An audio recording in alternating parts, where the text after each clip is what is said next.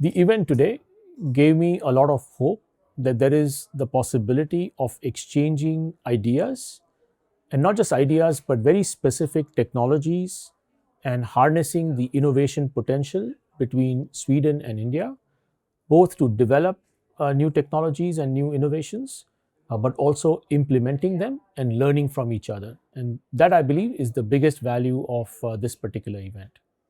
I did not know before that Visby in Gotland is such a core for intellectual rebels and where people come together to really change the world. It seems to be a small place on a small island, but it can make a huge difference the whole week as such, but also bringing India and really important representatives of India and India industry together with people from Sweden. What I take with me is the diversity of voices for today. We heard from governments, both from the representative from India and from Sweden, together with both the small companies and big companies, both from India, in Sweden. So the diversity of voices and the interest also in climate action and sustainability was fantastic to hear and listen to.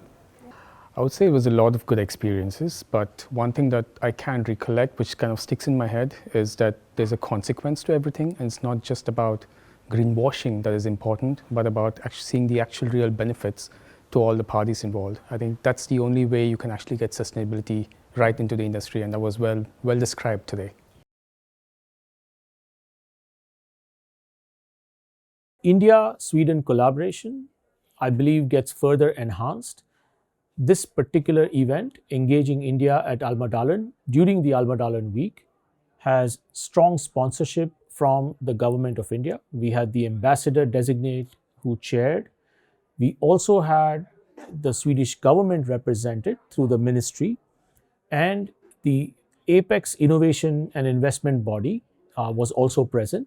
And I believe all of these indicate that there is strong sponsorship at the highest levels between the two countries to collaborate and jointly arrive at solutions that attract sustainability as well as harness the potential for artificial intelligence for the benefit of both countries.